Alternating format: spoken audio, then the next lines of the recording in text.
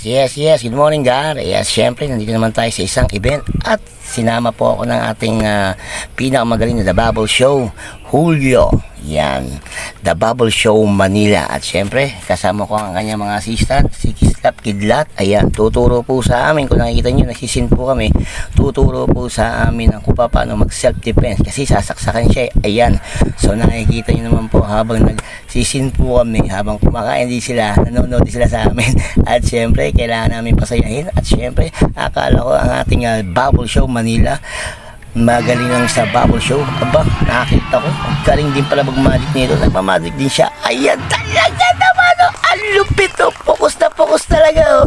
So nakikita nyo naman po, Gar, ha. So ito na nga ang aming scene. Tagin, nakita ko talaga nga kay sarili, parang palo. Talaga naman na Kisap Kidlat talaga ang aking mata. Ay, Kisap mata pala. At talaga naman, oh, makikita nyo ang aming scene. So ito na, Gar, let's go. At ito na nga, Gar, ito na. Tuturuan ko yun ng self-defense. Hari, ito yung kutsilyo. Kunin mo.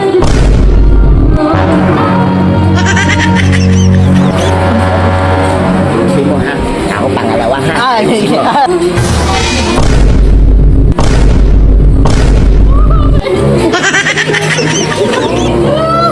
Oh, ikaw naman, Manuel Pogi.